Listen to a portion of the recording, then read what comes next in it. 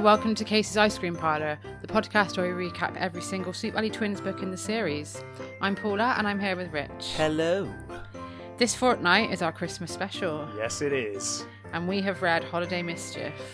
Yes, it's our first Casey's Christmas special of all time, but of course our second Christmas special of this month. Yeah, so last week we did in Kelly's Roadhouse, we read Special Christmas. We did, and it was very good. It was really good. And this one was actually really good as well. Oh boy, this one is fantastic. I'd never read this one before. This is the exciting thing, because usually it's a book you've read before. Yeah, I've read all of Sweet Valley High, but Twins, I haven't read most of them. Yeah, so this was a new one for you. How did you find it? I loved it. So did I. It was wonderful. I didn't really know what it was about, because it doesn't tell you much. It's not the most descriptive of things, no. So I was like, oh, it might be a bit boring. But then we had lots of comments from people saying how much they loved it. Yeah, a lot happens, actually, in this book. I always said this with the Twins. I'm always worried that, because, like, obviously Twins is usually about 100 pages. Twins weekends for me are usually short weekends when I'm reading. It's like, 100 pages, no problem. The special editions are always like 100 to 30 to 50 pages, and I always worry they're going to waste that time and it will just be like filler, but it never is. The two Twin specials we've done have been amazing. Ghost in the Graveyard was really good, and then this one, amazing. Yeah, so on the cover it says, excitement and danger await the twins in Washington DC. Oh boy. And it's got a picture of Jessica and I've forgotten her name, Anna, yes. Jessica and Anna behind a screen, peering around. You were particularly pleased about this cover because, unlike many covers, this exact thing happens in the book. Yeah, so they're peering around a screen and there's the shadow of a sinister-looking man holding a piece of paper. Yeah, now, when I saw the thumbnail, I thought he was holding a knife. I thought it looked like a murder, so I got completely thrown off, but yeah. Also, even down to their outfits, that's the dresses that they are wearing in that scene as well. Yeah, it's fully accurate. Although Anna looks really old. She does look quite old. She doesn't look like a child at all. A 40-year-old smoker. Says on the back, international intrigue. The Sweet Valley Middle School choir group is off to Washington, D.C. to compete in the national championships. Jessica and Elizabeth Wakefield and their friend Anna can't wait to go. For the twins, it's their first big trip away from home. For Anna, it's her chance to find her long-lost sister Leslie, who she has just discovered is living in Washington, D.C. Jessica comes up with a brilliant plan to bring Anna and Leslie back together again, but they don't realise that their dangerous escapade is about to become an international news event. Oh my, it is indeed. Well, let's get into it. We start at the weekly school assembly in the auditorium.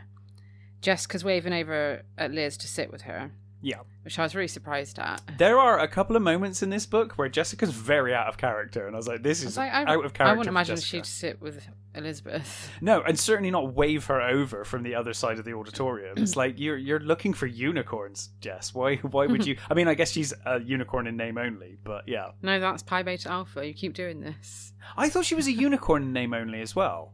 Didn't she storm out of the unicorn meeting at one point? Jessica was trying to get her to join, and then they... Oh, she was having none of it. You're right. Let her have sort of a trial thing, I think. Yeah. But she said she didn't want to do it. That's right. Jessica is mesmerised by Bruce Patman's dazzling smile. And I thought, just you wait, Jessica. 4 years' time, you're going to realise what Bruce Patman's all about. Yeah, she's nudging Liz in the ribs when Bruce smiles at her. Yeah. Liz is unimpressed because she thinks that Bruce is conceited. She's right. But so are you, Liz. Yeah, so are you. Good point. Mr. Clark steps up to the podium and he makes a special announcement. Yeah. The Sweet Valley Choir has been selected to represent Southern California in the annual National Middle School Chorus Competition. Very long name. Yeah. Catchy. Jessica questions why they didn't join the choral group to begin with.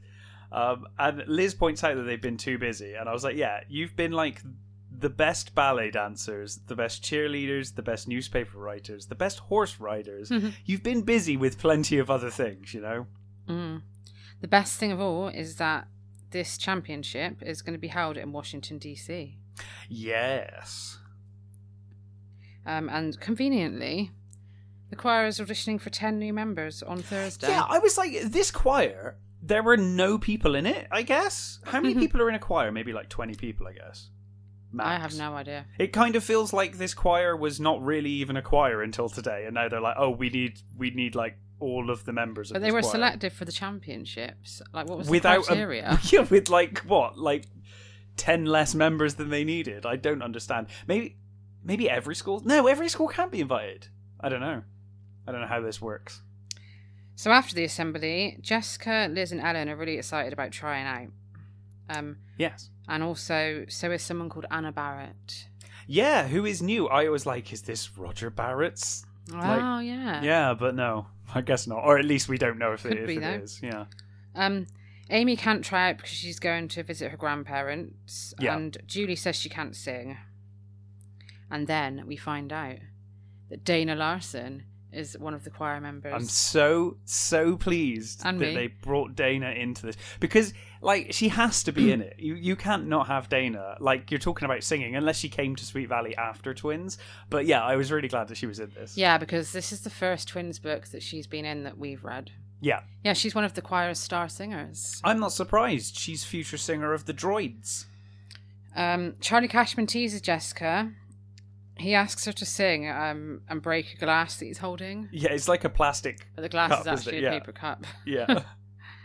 And Elizabeth says she's going to rehearse after school. Jessica tells her that's boring.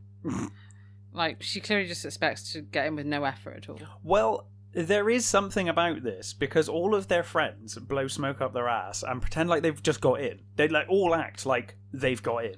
Yeah. So when they tell their parents, they're really excited. And again, Alice is like, congratulations, I can't wait until we tell your father. Like, they haven't auditioned yet. You're just assuming they've got it. Jessica says they could end up being stars. Oh yeah, of course. She's like, oh my god, we're gonna meet the president. For the rest of the week, the whole school is talking about the auditions. Yeah. Elizabeth spends all of her free time rehearsing. But Jessica just spends all week fucking around with the unicorns. Of course. And I said here, I'd love it if all of Liz's hard work paid off. For once. And Jessica just didn't get in because she spent no time practicing. Do you know what would happen if that happened? She'd make Liz feel bad and swap with Liz. Yeah. So she'd end up going as Liz, even though it was actually Jess. But yeah, of course, we know they're both going to get in. Yeah. About 30 kids show up to the audition. Yes. That's not a very large amount, seeing as apparently the whole school was talking about it. Yeah, I mean, maybe some of them are like a bit more honest and were like, actually, I cannot sing. So, you know. Yeah. The twins talk to Anna Barrett in the line. Apparently she's a friend of Norma Candy's. Yes, a friend of Norma Candy's and a, quote, freckle-faced, red-haired girl. She's really nervous and she admits to them that she can't sing. I was like, when she said this, I was like, what are you doing then? She just wants to go to Washington. Yeah. But then her eyes fill with tears. Oh no. She tells them she was adopted when she was a baby. And a couple of weeks ago she found a letter to her parents that mentioned a girl called Leslie, who's also adopted. Yeah. And is moving to Washington from Australia. She's sure Leslie is her sister. Yes, and her adoptive parents are going to be based at the embassy in Washington. Leslie's 13 and her parents know she's always wanted an older sister, but they haven't mentioned anything to her. Yeah. And yeah, like you said, Leslie's parents are with the Australian consulate. Is that how you pronounce it? Consulate, yeah. Consulate. So I was like, what was this letter about, and who sent it, and why did they send it? Yeah, we do get an explanation later. Yeah, at this point I was like, this letter makes no sense. Like, where did this letter come from? But you're right, they do explain it. They do. So she thinks Leslie will be easy to find as she's can be living at the embassy. Yeah. But the hard part will be getting into the choir. Mm-hmm. She sings a few bars of Silent Night to just to demonstrate prove that she's to them, awful. Yeah, how bad she is. Yeah. And she is actually terrible. Yeah. But Jess has a plan. This is fucking absurd. Well, A, it's absurd, but for B, many reasons. It's completely out of character for Jess. To want to help someone else. To want to help selflessly help. There's no ulterior motive here. No. At all. She just genuine. This should have been Liz. I was really confused. So 4 people auditioning at a time. Yeah. Like, surely they'd do it solo. That how Sweet Valley do auditions. They did like cheerleading and basketball in the same place on the same day. They do like tests, and they have like half the class do the test in the morning, and an hour later they do the other half of the class. Like Sweet Valley does auditions terribly. Jessica's plan is that the twins stand either side of Leslie, not Leslie, Anna. Sorry, Anna. Yeah. And she can just mouth words and pretend to sing. Yeah. Yeah, that's the plan. This fucking works. This teacher, I think, is Mr. Stefan. There's a lot of names in this. Yeah. He is an awful teacher. Yeah, he's a conductor. He doesn't notice. He can't be a good conductor. Yeah, he doesn't notice only 3 people are singing. Don't conductors, like, pick one person out of an entire orchestra that they can tell is not playing the right note? Like, this guy can't even tell when there's, like, four girls and 2, like, one of them is just miming. Yeah, well, the reason is, it says, because Anna is such a great actress and she uses lots of facial expressions to look like she was really singing. It's not absolute bullshit. It's not the acting; it's the sound that's the problem. And yeah, so the twins and Anna all get in. Yeah, and Anna can't believe it, and neither can we. So there was 20 other kids that did not get in over someone that was just miming. Yeah, yeah. How bad for these other kids? I know. Jessica's really excited about meeting the president. Yeah, because every time I go to London, I meet the Queen. Yeah. But Elizabeth is worried that Mr. Stefan is going to find out the truth about Anna. Well, I mean, he's been pretty bad so far at detecting it, so I think you'll be all right. Back at home, Stephen seems a bit jealous they're going to Washington. Yeah. But their parents are really happy. They're probably glad to get rid of them both for a week. Yeah, I mean, you know, Alice doesn't like doing cooking or anything like that, so... And then Liz points out to Jess that this is going to mean lots of hard work, learning carols they've never heard before. And Stephen points out how cold it's going to be in Washington, but Jessica's too excited to care. Jessica also has a plan about the cold, and we'll get to that very shortly. She waltzes out of the kitchen singing White Christmas. We cut to Anna's house, where she's telling her parents. Yes. So her father is hanging wallpaper because he's a writer who works around the house during the day and writes at night. When does he go to sleep? Never. He doesn't sleep. He's also a vampire. He just works constantly. Yeah. And her mother is a tall brunette who looks nothing like Anna, and everyone's always commenting on that fact, apparently. It's very rude. How fucking rude. It's extremely rude. Yeah. It's like, what are you trying to imply? That's really rude. Also, why would they even comment on it? Are these strangers commenting on it? Which it's would the be same very people that inappropriate. comment that Alice looks like the twin sister. Yeah, this imaginary person in Sweet Valley. That people just go around in Sweet Valley like commenting on people's mothers and the way they look. Yeah. So Anna's parents are really pleased, but they still don't mention Leslie, and she wonders if they're worried that she'll want to look for her real parents. Yeah. That pissed me off because adoptive parents are real parents. They are. They you know, they have raised you, Anna. She won't need to tell most of you this, but yeah, they are. They are real parents, especially. But they keep referring to them as real parents all the way through the book. Yep, the whole way through. It fucks me off.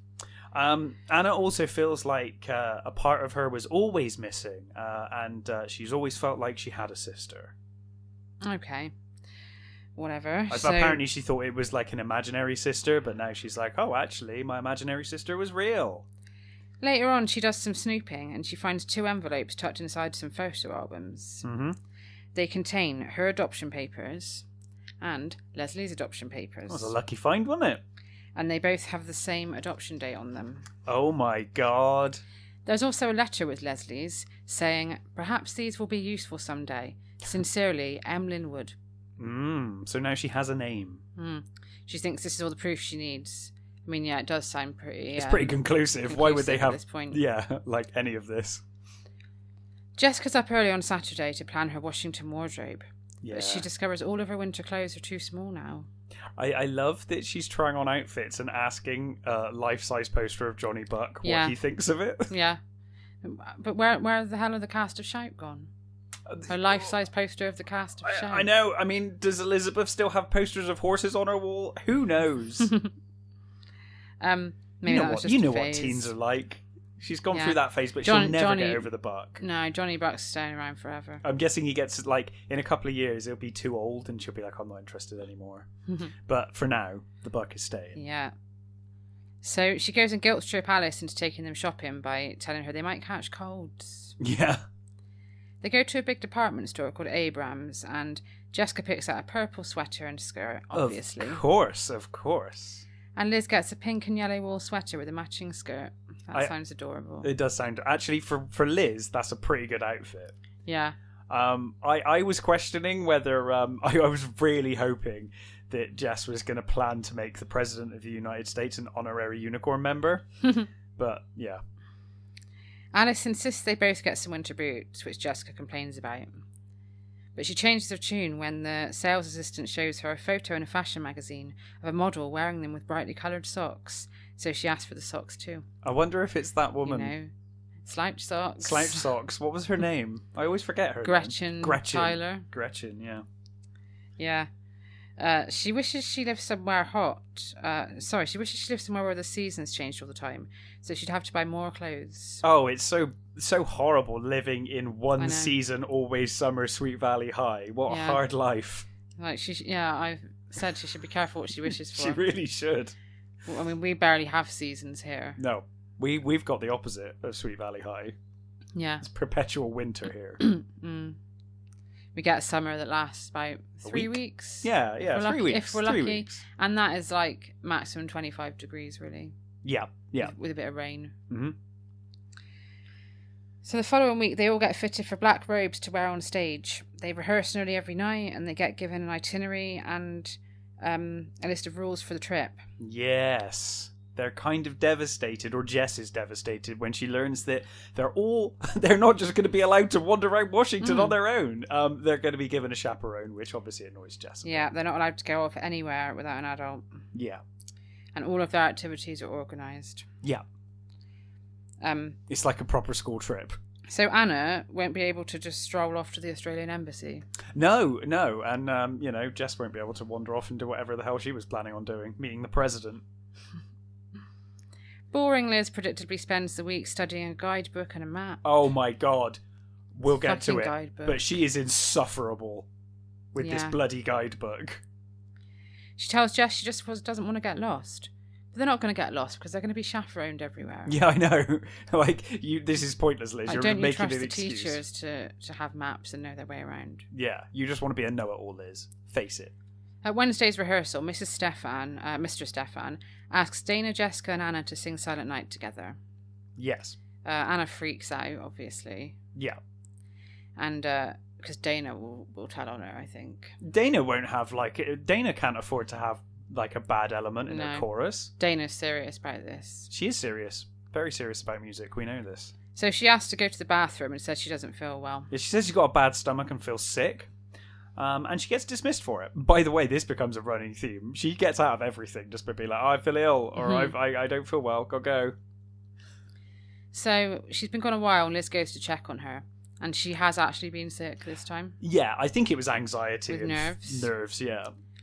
Mr. Stefan says she can rest her voice in all of the rehearsals so she doesn't strain it before the competition. Yeah, and Jess kind of mocks her, and she's like, maybe you shouldn't speak to save your voice. Just don't talk to anyone either.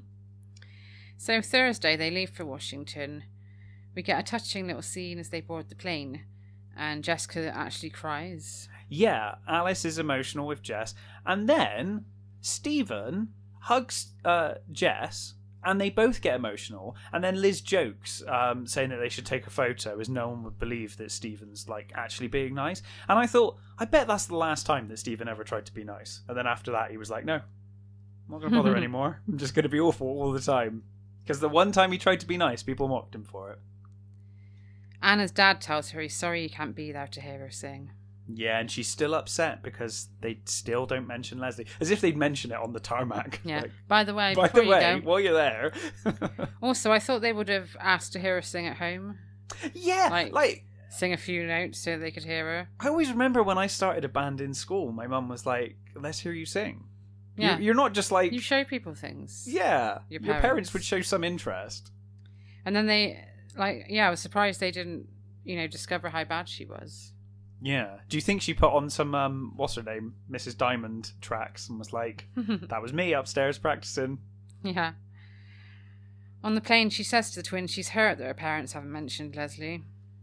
And Liz says, well, you can meet Leslie in Washington and then you can talk to them all about it when you get back. Yeah. They all play some games. They play a game called Crazy 8. Yeah. Not sure what that is. Well, tell you one person that's not playing games. Who? Liz. Oh, God. Fucking Wakefield. Yeah, she's got the guidebook out. She is the worst passenger on any public transport. Yeah, she's boring everyone with facts about the history of cherry blossoms. Yeah. And Jess tells her to shut up. I would as well. Can you imagine, like, how, I don't know how long this flight is, but can you just imagine someone immediately starting to talk about cherry blossoms and getting out their guidebook? Like, just shut up. Yeah, it's like we're trying to play a game. We're trying to play a game or just rest and chill out. Like, we don't need the facts. And as you said, quite rightly, they've got chaperones. There's no need for this, Liz. She just wants to look smart. But Jess talks about celeb spotting and ice skating. That's more a fun topic. That is a fun topic, yeah. Elizabeth says she wants to go to the Library of Congress and the National Archives to see the Constitution. I love that Bruce says it's probably just a photocopy. Yeah, I know. But surprisingly, so does Ellen as well. Yeah. And then Liz says that a tour of the White House has been arranged for them. And Jessica calls her Mrs. Know-It-All. Yeah, well, she is trying to be Miss Know-It-All. Mm-hmm. It's easy to be Miss Know-It-All when you've got a book in front of you telling you everything you need to think about. And they get the bus to the hotel, and Liz consults her guidebook for the whole journey on the bus as well. Oh, God. About everything they pass. They're also a little disappointed that there's no snow. But they get to the hotel, and Jessica is in awe. Yes. It's got dark red carpets, heavy gold drapes, and antique furniture. Do you know what I'm imagining? I know. If you've made the same note I have, this is going to be amazing. Do you want to say it or shall I? I imagine the hotel from Home Alone 2. I assume this is like the Home Alone, hotel from Home Alone 2 Lost in New York. That's literally the comment I've got. That's literally what I've written as well. Amazing. And Jessica says she wants to stay there forever and that Sweet Valley is such an ordinary town. I wouldn't say it was really, I wouldn't go an that far. town. Yeah. But Liz feels hurt when she says this. Aww. And then they spot a glamorous brunette girl about their age, wearing a red silk dress covered in sequins. A bit much. They think she must be from one of the competing schools, because they're staying at the same hotel as two other schools. Yeah. They're sharing the hotel with Grant Middle School from Ohio and Brent Middle School from Atlanta. Yeah. Dana's told them that Grant have won for the last 3 years and they're really hard to beat. Yeah, I don't think that Brent even come up again. No, they're they like don't. So insignificant in this competition. Any other schools don't. No, it's quite clear, I guess, from like immediately that this ragtag group of 10 choral singers that they chucked together at the last minute are like the strongest competition, and only Grant have a chance of beating them because they don't mention any other school. It's just Grant and Sweet Valley from now on. The next day, same as at home, Jessica is still asleep 5 minutes before they've got to be downstairs. But Liz looks out the window and she sees snow. Yeah, and this makes Jessica leap out of bed. Yeah. Mrs. Isaacs knocks and tells them to remember their hats, and Jessica refuses to wear one because it'll mess her hair up. Yeah, Miss Isaacs is like, well, you'll get pneumonia if you don't, so, you know.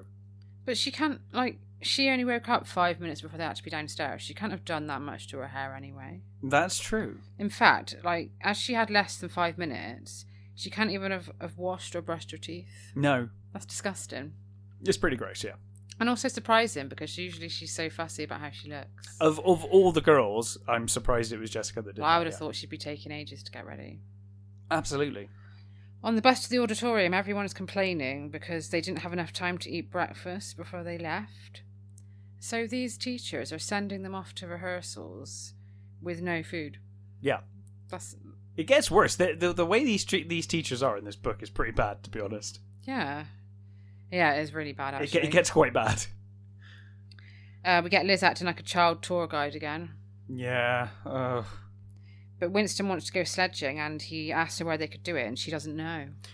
don't know everything. You don't know everything. Only boring stuff. It was at this point that I started questioning how desperate Sweet Valley were for this choral group, because there's like Bruce Patman and Winston on this choral singing group, and I'm like, we've never known them be singers before. We've never known any of these people be singers. No. Apart from Dana.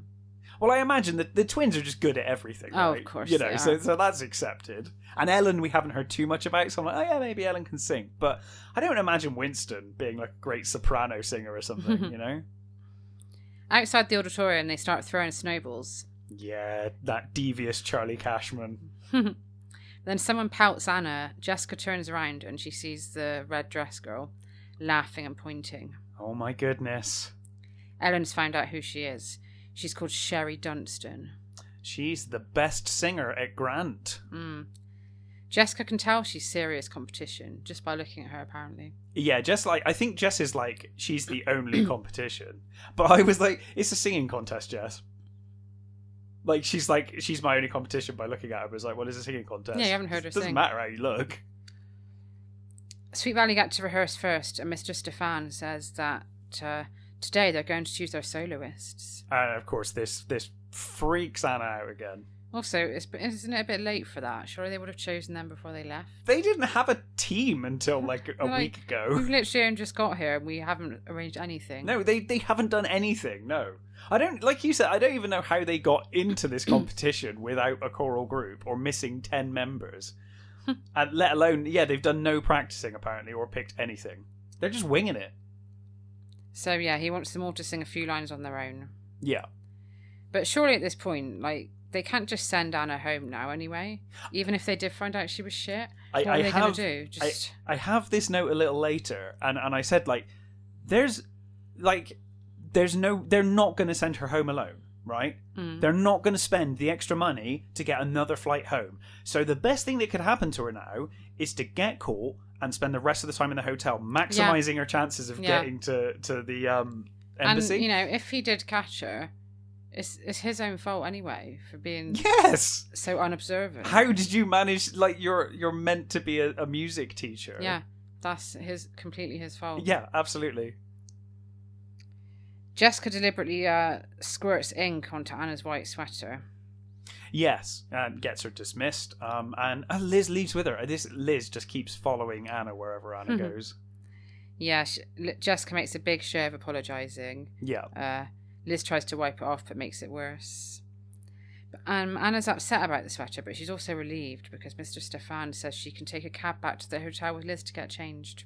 Yeah, she says to Liz that she wished she'd found another way, but she saved her life. So already they're allowed to go off without an adult on the first day. Yep, they just get chugged into a cab. Yeah, that was easy, wasn't it? A random cab and just sent home. Done. Yeah. Problem solved. Go to the embassy now. After the big fuss. Yeah, go now. After the big fuss, like, they can't go anywhere without a chaperone. Yeah, immediately. First day. Yeah. First morning. The first day. Bruce has to ask Jessica if she can squirt ink on him too. Yeah. I swear, most of the newbies just aren't interested in singing at all. They just want to be in the choir. When has Bruce Patman ever been interested? Yeah. I think they just want to go to Washington. That's all it was. Yeah, that's what I meant. Sorry, they just want to go to Washington. Yeah, they don't care about the singing at all. I was really surprised, though. Plot twist. Turns out that Jessica actually planned this quite well through. It's disappearing ink. Yeah. The ink disappears. And I was like, wow. So, yeah, in the cab, Liz and Anna realise the stain's gone. And, they realise she's used disappearing ink. And even Liz is, like, really shocked by this. She's like, oh, wow. Like, Jess actually really thought this through. Like, why does she randomly have that on her? I know. Again, like... But yeah, she must have planned it. Yeah, great. We do get told there is a novelty shop nearby. Yeah. But she hasn't gone there yet, so I don't know where she got it from. She's like some kind of Kevin McAllister. Yeah. She's packed all kinds of tricks and booby traps to help Anna. See, I can tell, just like me, you were reading this book. Thinking of Home Alone. And with all the snow, I know it's not in New York, we're in Washington, but with all the snow and the hotel and everything, it was like Home Alone 2 the whole way through this book. By the time they get back, Jessica's already snagged the best solo of the whole programme. Yeah, of course. A lead solo of the little drummer boy. Yeah, I bet Dana's like, I know, I've been like Dana. working all this time for this. This is my life. It's a bit of a slap in the face to all of the original experienced members, isn't it? I think, like, Dana was the only one. Like, because who else was there? No, like, you know. Oh, no, they don't really talk about many other people, do they? But Dana, you'd there be must like, be other people. Dana's like all about music, is her whole life. And also, Jessica's done this with no practice. Yeah, the book literally makes a point of saying she's just fucked about for a week and not bothered. Right. Like, Liz is assigned a solo too. Yeah, without being there. Well, she does get to sing. They get back just in time, don't they? Yeah. But Anna isn't even asked for some stupid reason. Luckily, yeah. On the way out, they pass Sherry Dunstan. Yeah, and apparently she sounds amazing. And she loudly remarks that if Anna's voice is anything like her manners, she's in trouble. Because anyone messy enough to get ink all over their sweater must be a lousy singer. So how does that logic work? Yeah. How does that logic work? B, Sherry's a fucking moron. Anna has not once in this scenario displayed bad manners. No. Clumsy, maybe, but bad manners. She was perfectly nice. And she didn't get ink all over her sweater anyway. Jessica did. It was Jessica, yeah. And even if she did, that wouldn't have anything to do with her singing voice. Yeah. Liz immediately calls out Sherry for being rude. And Jess even gets involved, calling her Miss Priss. Yeah. And she starts doing impressions of her. Yeah. Sherry flounces off angrily. Oh boy. On Friday they go on a bus tour. And even though this time they've got an actual paid tour guide on the bus, Liz still takes her guidebook along. I know, well, you know. Like, there's somebody paid for this. Yeah, and by the way, these people on the buses, they do this every day. Like, probably like 5 times a day, these tour guides. When they pass the Australian embassy, Anna and the twins memorise the location, even though they're not sure how they're going to get away without a chaperone yet. Well, seemed easy enough yesterday, didn't it? Chuck some ink on yourself. Yeah. And then they go on their White House tour. Yeah, and they're all, like, blown away by it. Jessica wonders what Lila would say if she managed to get a photo of the president. Yeah, and I love the bit of continuity where Ellen says that she'd probably be more impressed by a photo of Johnny Buck. So would I. Took me back to the concert when she was trying to get the autograph and stuff. And yeah, I'd be more impressed by so would that I, too. Yeah, absolutely. Later on, they are finally allowed to rent some sledges and head to the park. Yeah, so the itinerary's changed. And yeah, they're allowed to go to the park and go sledding in the snow. Winston probably just kept on and on and on just about relentlessly. Until the teachers were like, for fuck's sake, just let them. Yeah. Anna's great at sledging. She's explains that her family go to the Sierras every year, so she's had some practice. Sherry Dunstan strolls over. Oh no. She proposes a sledging race between the two schools. Yeah, and Jess accepts. Obviously, Jess can't back down. Jess is like, no, I can't back down now. Liz points out that being from Sweet Valley, none of them are any good because because they're from they're from like Oklahoma or something, aren't they? Ohio, is it? Ohio, sorry. And they're like, yeah, so there's like presumably snow there. I don't know American geography at all, so all we know is that the weather in Sweet Valley is perfect every time. So yeah, of course, not much chance to sled. Bruce though says, hey, I can sled. I've gone skiing and stuff. And there's a few of the guys are like, hey, we can sled, and Anna's really good. So... Well, they haven't done it before though. Bruce just thinks it'll be okay because he's skied before. Yeah, they are very different things. And Colin Harmon thinks it'll be just like skateboarding. Yeah, that doesn't work. And Jessica says it can't be that hard. Well, Jess is the queen of just being great at stuff without any practice. So apparently so. She's on a roll so far. So they line up for a relay. And when Anna's up, Sherry shouts out that she's the team slob. Oh boy. It's just rude. Liz gets her turn. She tips over on the way down the hill. Same thing happens to Dana. And then it's Jessica versus Sherry. Yeah, they're like going head to head. They have some big fight and talk, but Jess doesn't let on that her heart is pounding. Yeah, she keeps it, she keeps it real. She's actually doing pretty good, until Sherry starts zigzagging around to confuse her.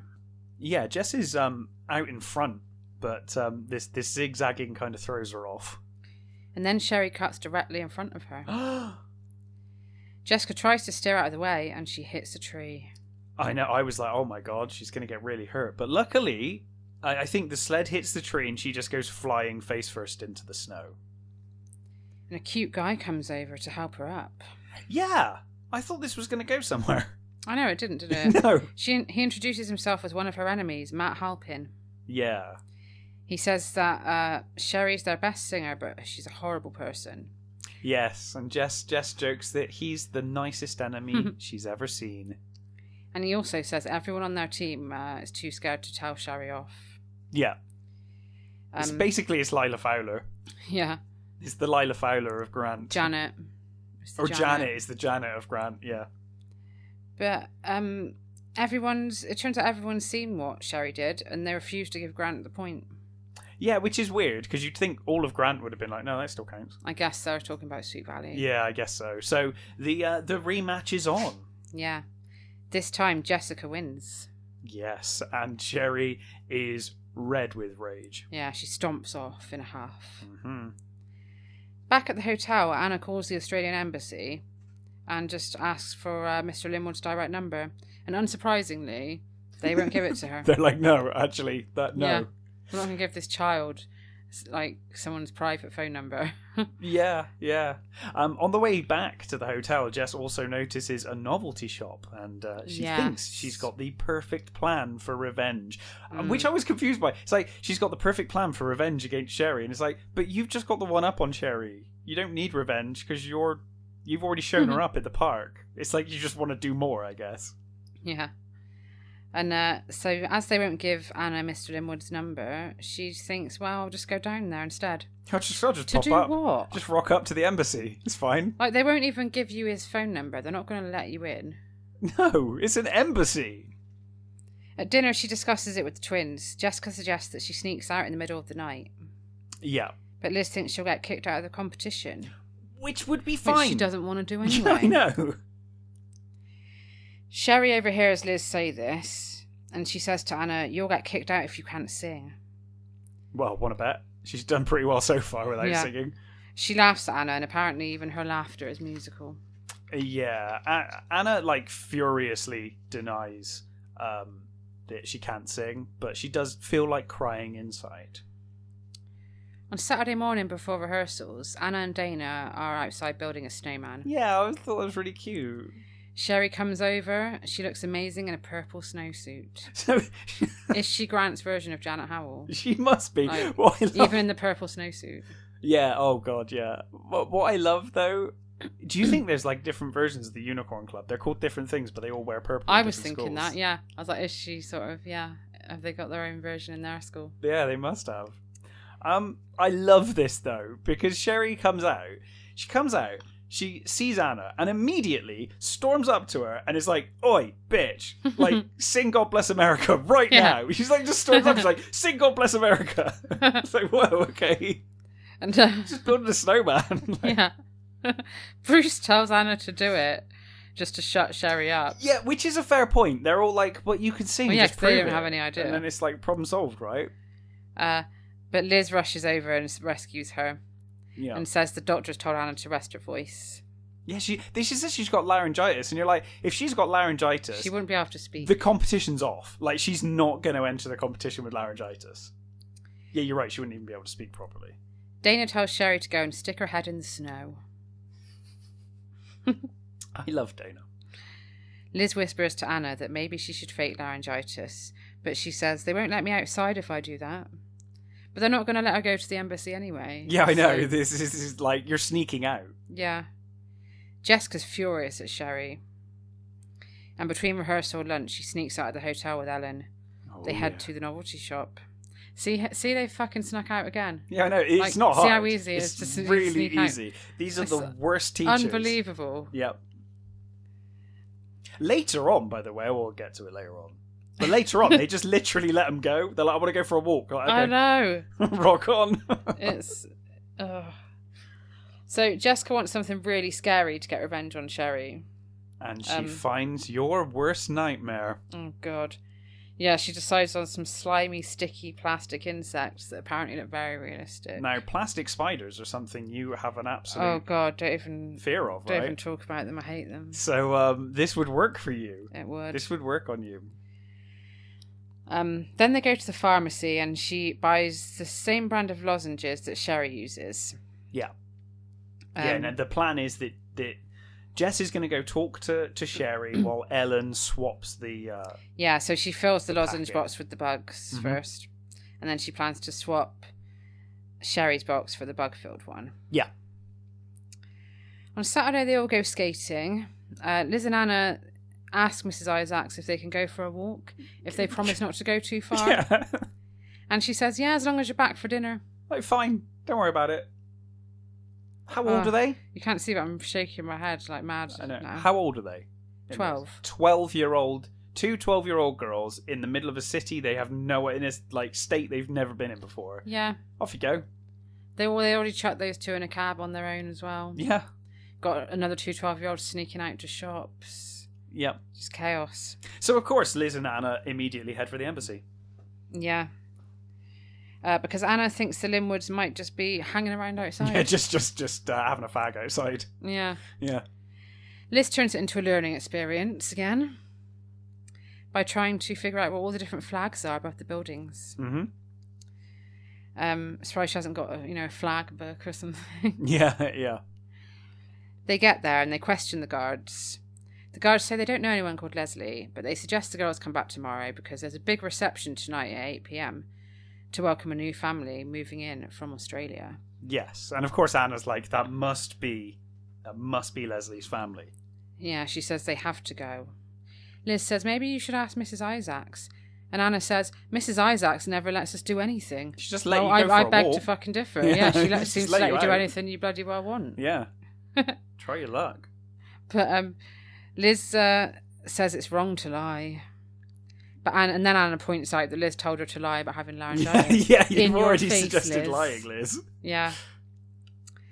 Back at the hotel... and they lied. They effectively lied to get her here in the first place by pretending she could sing. Yeah. This whole thing is based on St. a lie. Elizabeth says it's wrong to lie. Yeah. I'm glad Anna called her out on that. Yeah, I was as well. But back at the hotel, even Jessica tells Anna that it's dangerous to sneak out. But then when Anna tells Jessica how glamorous the party's going to be... Jess is in. She's all in. So they plan to sneak out later. They're going to use the service elevator. Yeah. While everyone else is going to be singing carols for the hotel guests in the lobby. Won't one of the teachers notice that two of the choir are missing? Not these teachers. Not these ones. No. Especially as Jessica's such a star singer. She's literally their best singer, apparently, now. She's been elevated above Dana, but still they won't notice. No.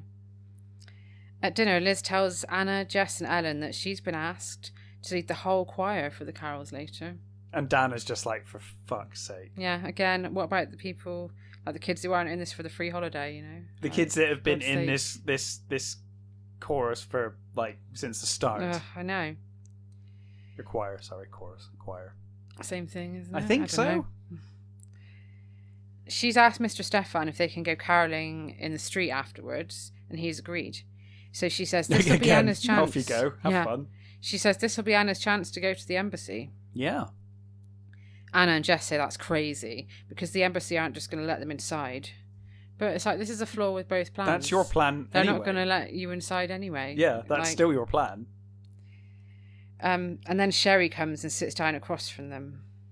Jessica takes the chance to play the prank. Oh, well, Jessica takes the chance to get Ellen to play the prank. Yeah. I love that Jessica's like, I'm not taking the risk. You go do it.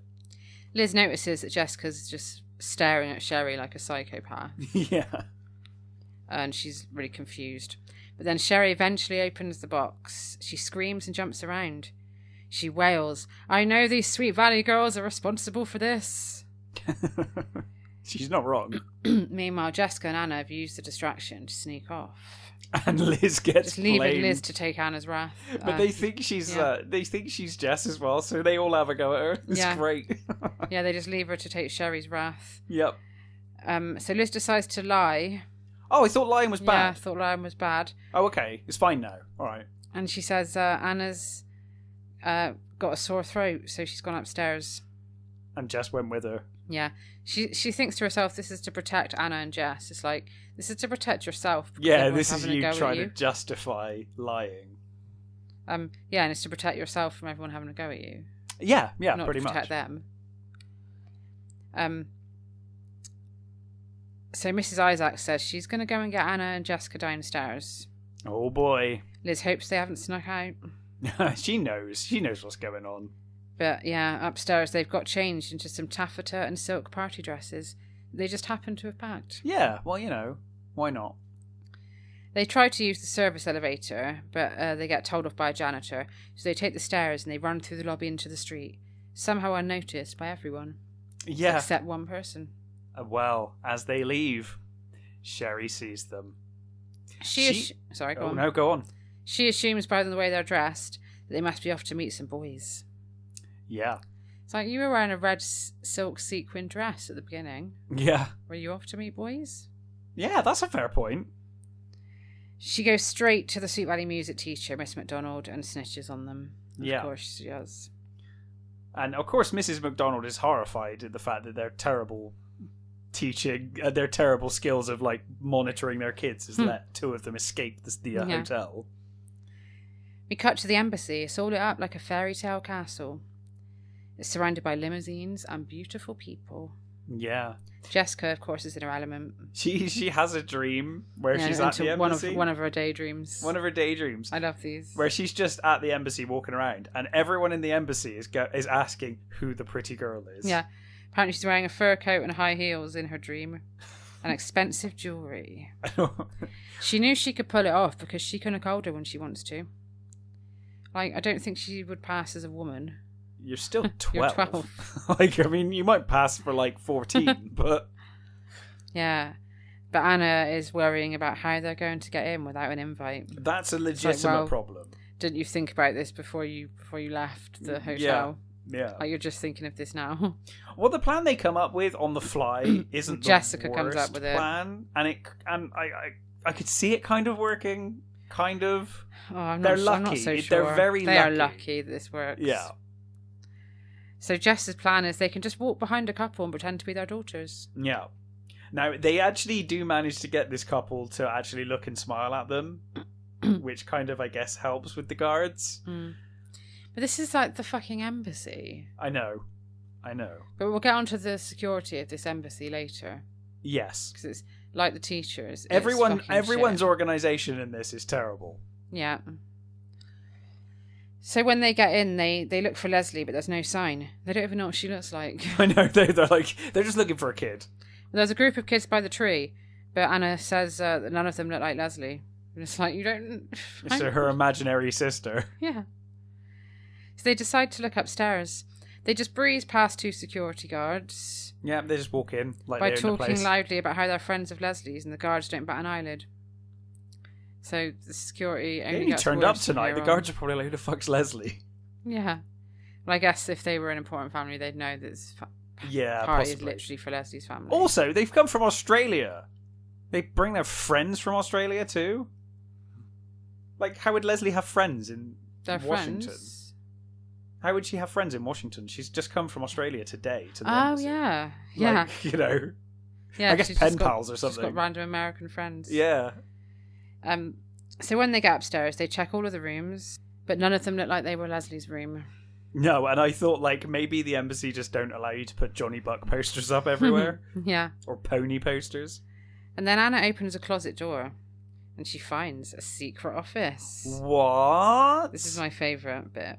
This, I was like... So cool. This gets, like... It goes from 0 to 60 pretty fast, though, in this book. Because this is towards the end of the book at this point, and then all of this stuff just happens. I was like, what? What's going on? So the secret office is lined with bookshelves. There's a huge desk in the centre. They hear someone coming, so they hide behind an ornate Victorian screen next to a filing cabinet. And then a man steps into the room. Cliffhanger. Cut back to the hotel. Yeah. Back at the hotel, caroling is cancelled as the teachers have discovered that Jess and Anna are missing. Liz. Surprised they didn't just carry on with it, you know. Liz, tell no lies Liz, says that her sister would never be with boys. Yeah. And that she knows the rules. Like, she would definitely be breaking the rules and be out with boys. If we had a tally in this book of who lies the most, Liz would be top of the list. Liz, the one who's telling people not to lie.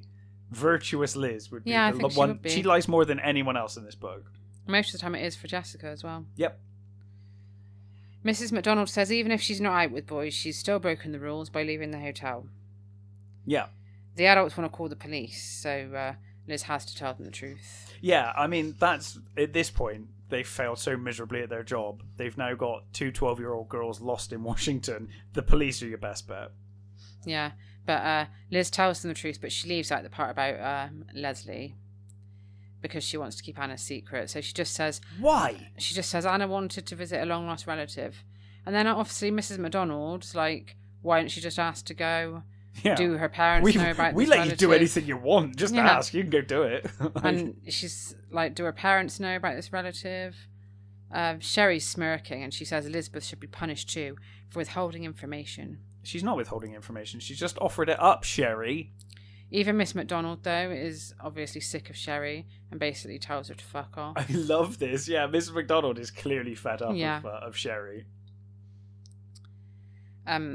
So Mrs. McDonald is going to hold the fort while Mrs. Isaacs and Mr. Stefan go to the embassy. Yeah, and Liz has to stay in her room. Yeah, she begs to go. But, you know, that unsurprisingly, though, they won't take her. Yeah. Like, why would they? Yeah, why would, let's make the situation even worse by taking another kid with us. Yeah. And then we get back to the secret room. Oh, boy. They're hiding. The man's moving closer and closer. Yeah, he's snooping around. And when he finds some papers in a desk drawer, he slips them into his pocket. And then he carries on snooping. They realise he's going to go and look in the filing cabinet soon. You're and he'll be right next to them. Yeah. But then, a secret panel opens in the wall behind them. And a cute boy beckons for them to follow him. Through the panel is a dark tunnel. The man sees them and chases them through it. Yeah. After what felt like forever, they climb out of the tunnel and into a huge bright room full of chandeliers and oriental rugs. Yeah, the boy calls it the light room. Yeah, he says the previous ambassador collected diamond chandeliers. That's quite a thing to collect, isn't it? I collect Sweet Valley High books, but... Yeah, we all have a collection of something. Yeah, why not diamond chandeliers? So, they aren't safe yet, though. He leads them into a child's nursery. It's getting really weird now. Yeah. Sounds like a horror film scene. It is, this whole bit is really weird. I loved it, but it comes out of nowhere. And then they go up onto a bunk bed and through a trapdoor into the roof. Yeah, so now they're in the attic and they can hear the man shouting and saying he's going to find these pesky kids. Yeah, they've locked the trapdoor behind them. Yeah. The boy tells them that the man is a spy. So, logically, at this point, I was like, he's not a spy. He probably works there and is security or something. Is what are you doing? These crazy kids. But, you know. Yeah, the boy says he saw the guy come upstairs and he followed him up. The papers he's stolen could be dangerous in the wrong hands. Yeah, because, of course, Jess says, he did get some papers. I saw him pick some papers up. And the boy's like, oh my god, we've got to go warn people. Yeah, he has to be stopped from leaving the building. The spy's just gone now. He just magically disappeared, yeah. So the boy takes them downstairs to his father, Mr. Linwood. Oh, this boy must be Leslie's brother. Yeah. Mr. Linwood seals all the exits and he tells the girls they have to help him find the spy because they know what he looks like. Okay, just ask 2 12-year-old girls that you don't even know to risk their lives hunting down a spy that could be dangerous. I'd be like, son, are you making shit up? Because, this sounds like nonsense to me, you know? Sounds like you've been playing, over imagination, overactive. Also, why does he trust Jessica and Anne anyway? He doesn't know who they are. No. They could be in on it. But yeah, absolutely. They could be involved in this. And, to look for the spy, that's security and the police's job, not the job of no one cares about children's welfare in this book. They just put them in harm's way all the time. I know. Anyway, Anna and Jessica are now head of the spy capture investigation. Don't need to call in the CIA or anything. It's fine. Don't worry about it. You got Anna and Jessica. Stand down the SWAT team. Yeah. Jessica's got this. Well, Jessica says, Anna says the man didn't look like a spy, and Jessica says nobody looks like a spy unless they're wearing a trench coat. Right. Oh, we're getting to the best scene. The 3 kids start looking, and Jessica finds him. She in does. the kitchen. She spots a massive, expensive diamond ring on the man. And she thinks, a peasant chef wouldn't have a diamond ring? Yeah, he's disguised as a chef with a fake beard on. Brilliant. But it gets better. Yeah, she exposes him in front of everyone. And then, I'm not kidding. I'm not even kidding. I had to reread this a couple of times to make sure that this actually happened. He throws a turkey at her and runs away. It's just like, just imagine it being like, ugh. That's hilarious. And of course, the Jess's dress is ruined, and she's like, "Oh, my dress!" Just covered in like turkey juice. Yeah. Oh. But the security guards catch him, and Jessica notices the papers poking out of his sock. Jessica has saved the day. Yeah, everyone cheers. And they find the poor Oscar, the real chef, tied up in a closet. Yeah, because the kitchen staff say that the spy had told them that Oscar was ill and he was the stand-in. Yeah. But yeah, they find him in a linen closet, tied up in his own apron, and gagged with a dishcloth. Yeah. This sounds like some kind of scene from Fawlty Towers. Yeah, it's a bit weird. And it also begs the question how he got in the first place. But never mind. I mean, we know that the security's pretty lax. Oh, it's easy to get in, yeah. Well, I bet what he did, actually...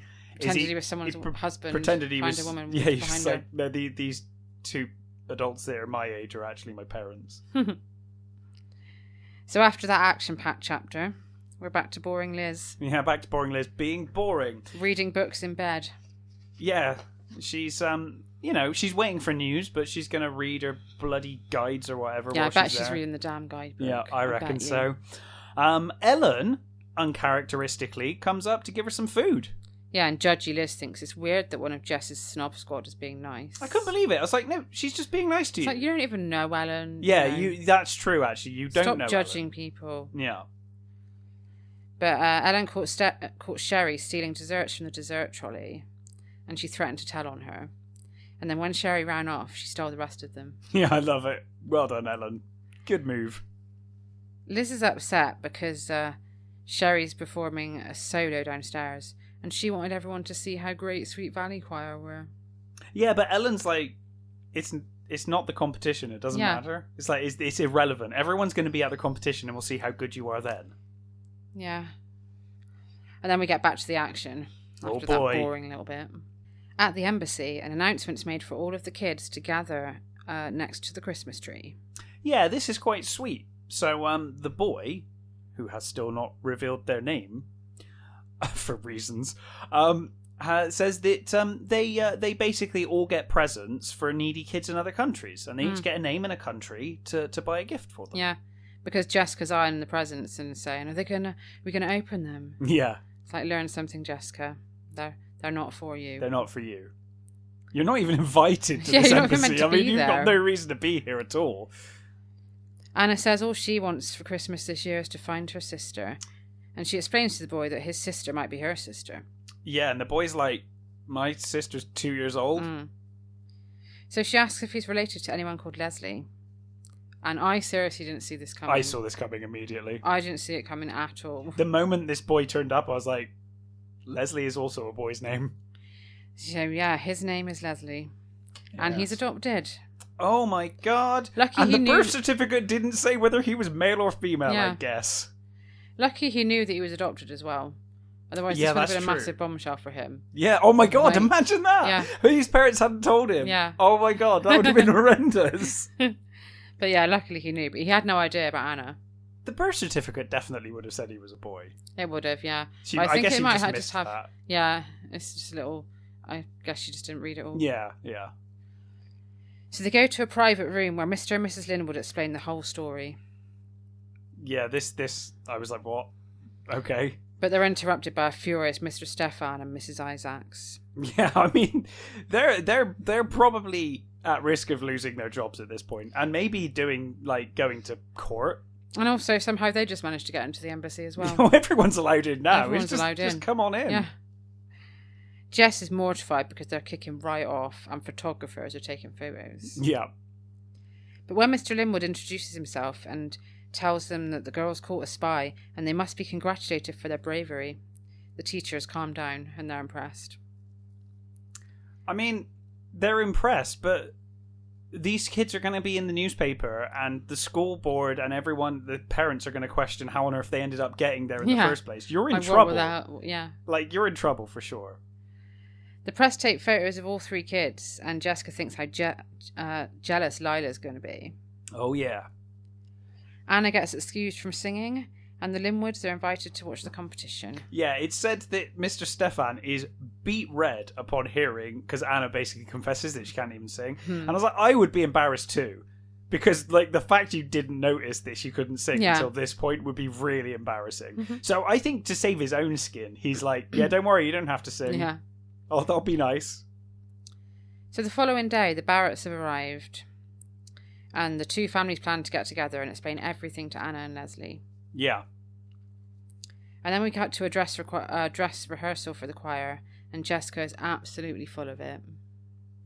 Of course. Telling everyone that how she caught a spy. Yeah, I mean, to be honest, I'd be pretty full of it as well. I would as well. If I was that age, I'd be like... I would at this age, actually. Yeah. Oh, yeah. But at that age, I would have been like, I stopped a spy. I mean, no one would believe you. I guess you are in the newspaper, though, so I suppose it is, like, confirmed. It reminds me of when I caught a burglar on the way to Girl Guides. Whoa. You knew about that, didn't you? No. Yeah, I was on my way to Girl Guides. I was 12. And there was... I walked past my parents' garage, and there was the light was on, and there's like a shadow in there going through all the stuff. Sounds like an episode of Sweet Valley Twins. I know. I knew my parents were inside watching TV. Yeah. I peered through the crack in the garage door, and there was a random man in there, like, taking my dad's tools. Oh my god. So I ran back down the road and back into the house, and I was like, oh my god, there's a burglar. And then my dad went out and was like, what are you doing here? And he said to my dad, it's okay, the lady of the house knows I'm here. The lady of the house. And then my dad looked at him and said, you thieving bastard. And I was just in the background like, oh my god, this is amazing. This is the most exciting thing ever. And then my dad pinned him down. My mum ran in to call the police. Oh my god. But the police didn't get there in time, and he ran away. Wow, you stopped a burglary though. But then I went to Guides, I was about 20 minutes late, and I walked in late, like sorry, I'm late, I just caught a robber. Yeah. Yo, sorry I'm late, guys. And then I had to stand... like fighting crime. Yeah, and then I got to stand up and tell, like, all the Girl Guides my whole story about what I did. It was amazing. Oh, it was nothing, guys. You know me, fighting crime. Yeah, it reminds me of that. But Jessica even suggests that the choir should have purple robes instead of black. Yeah, I thought that was very Jessica. And Liz says it's not a unicorn choir. Well, I mean, they probably would have taken the unicorns. I'm surprised Lila didn't actually audition. And me, I guess she's probably been to Washington loads. Yeah, I guess. They spot a copy of the Washington Eagle on a newsstand, and the kids are front page news. Yeah. Jessica loves it. Damn right. Back at the hotel, the twins are getting ready to attend a special lunch at the embassy. Why is Liz invited? I don't know. She was nothing to do with this. Yeah. Jessica's panicking about what to wear, but Elizabeth's just thrown on a sweater and some cords. Liz, you're going to an embassy. I know. Like, you could make some effort here. Oh no, I'd rather just wear my khakis. Clothes are shallow, don't you know? Yeah, of course. But Jessica, of course, wants to impress Leslie, and she wears the new purple outfit that she got at the beginning. She ties a scarf around her head too, but Elizabeth says she looks like a gypsy. At the embassy, the Linwoods explain that at the time of the adoptions... what? Yeah, so at the time of the adoptions, Mr. Linwood had a top-secret government job and he had to keep a low profile. He'd asked the Barretts not to tell Anna about Leslie for their own protection. But... even, like... I don't really get it either. Even secret... You just lead a double life, though, right? If you've got a top-secret job, you're still allowed to have a life separate from it, and you'd still be allowed to have kids. You just lie about what job you had, surely. Yeah, but I guess if anybody found out his true identity, then... I guess. Why would the other adopted person in a different country be I know, that's the thing I didn't get, yeah. Yeah. Okay. But anyway, yeah. Yeah, anyway, that's that. Yeah, this was a lovely story so far. He's in a new post now, so everything's fine, and they plan to discuss it when they got settled in Washington. Yes. There's lots of cheesy happiness and everyone hugs. Yeah, it's quite heartwarming. I find it really boring after all the action. Yeah, but go back this bit was nice. Rooms. I must admit, at this point, I was like, I don't care about the competition anymore. Yeah, I was like, this bit might as well have ended when they caught the spy, really. Yeah. So later on, the choirs get together for a social hour. Jessica's borrowed one of Liz's party dresses because hers has got turkey grease on it. Yeah. But I'm surprised Liz brought a party dress with her, let alone more than one. Luckily, she couldn't be bothered to wear it to the embassy, so I know, she's got to lie around. Yeah, and she's got two because she's lent Jess one of them. Do you think Jess put it in there for her? She's like, oh, this bloody girl. Sherry accuses Jessica of making the whole spy story up. Even though it's in the papers. It's literally front page news, Sherry. Yeah. This is true. And then finally, we reach the competition, which, by this point, I don't really care about I've literally made like one note. So Jessica's drooling over Leslie in his suit and tie. Yes. And this bit is really long. There's so much about their performances, but there's so much, but so little. They win. Yeah, Sweet Valley perform. The girls do their solos. They get lots of applause. All the other schools perform, and then there's something called the Dueling Voices competition. Yes, yeah. So which basically sounds like a rap battle. Yeah, it does. It's with carols. It's like a carol rap battle. Yeah. Dana, Winston, and Jessica represent Sweet Valley High, Sweet Valley Middle School. Sorry, middle school. Yeah, middle school. We're not a high. University. And then, of course, Jessica ends up against Sherry head to head. Of course. But she's great. And when the final scores are tallied, Grant Middle School have lost their title. They come second. The first loss in years, right? Because Grant's always won up until this point, like consecutively. Sherry won't even go up and accept the trophy. Yeah. I'm glad, by the way. Yeah. Because I was really worried this book was going to end with them being like, oh, we're both winners and it's fine. I was really glad because Sherry was a complete bitch. Grant scored boo Sweet Valley when they got up together. I was really glad because normally these books always end in that resolution of like, oh, everyone gets on and everyone's happy. And I was like, no, Sherry's been awful. She deserves this. And guess who goes up to accept the trophy on behalf of the choir? Dana. No. Fuck Dana. Fuck all the kids that have been part of this for years. It's fucking Elizabeth. It's the spy. Elizabeth goes up to accept the award. Yeah, why not? I guess they needed to give Liz something to do. It does turn out that the Dueling Voices contest was a tie, though, between Jess and Sherry. Yeah, they're both as good as one another, but overall, Sweet Valley have won. And we finish with Anna giving Jessica a bouquet of roses. And the roses are from Leslie. And they have a card. Yeah, Matt can get fucked now. Yeah. Matt who turned up. I genuinely thought Matt was going somewhere because they make out like they have a moment and I was like, oh, this is going to go somewhere. And he's never mentioned again after the writer just changed their mind halfway through. They're like, oh yeah, Leslie. Yeah, the card says, Jessica, congratulations to a great singer. See you at Carnegie Hall. Love, Leslie Linwood. And he was never heard from ever again. Oh, I wish he was. He might be. We don't know. No. And that's the end. Yeah. So I don't know if Anna is a regular either. I think she is. Okay. I'm not 100% sure. Because, again, we've skipped ahead slightly with these books, haven't we? So we slipped ahead a lot with this one. Because Special Christmas was only about 4 books ahead of where we are. Yeah, so with this we've gone quite far. I think, about 20 books ahead. Okay. But it was the first Christmas one that they did. Yeah. So we want to do festive things. Yeah. You know, we can't be doing a Christmas book in, like, June. We need to save them for the right season. So no, it's good. I loved this book. Yeah, me too. I really enjoyed it. It was really fun. Not terribly Christmassy, but very fun.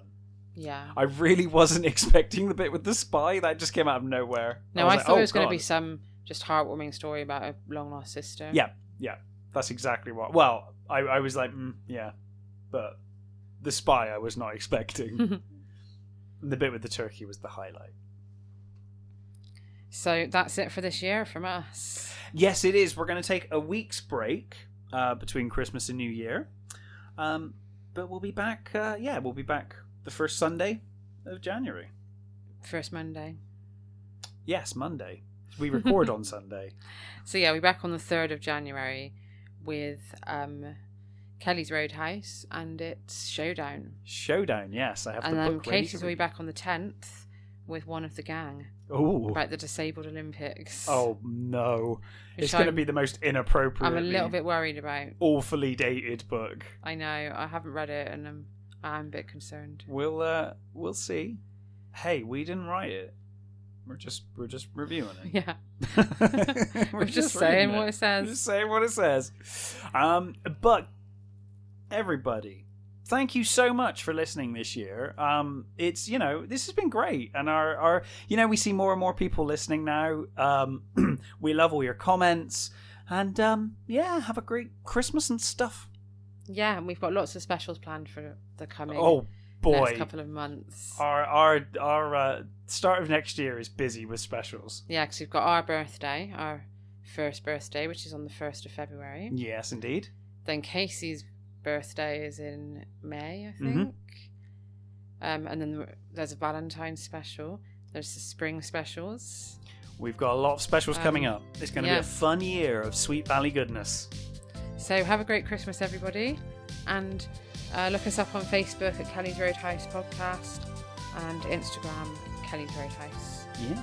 Thank you, everybody. We'll see you next year. Bye. Bye-bye.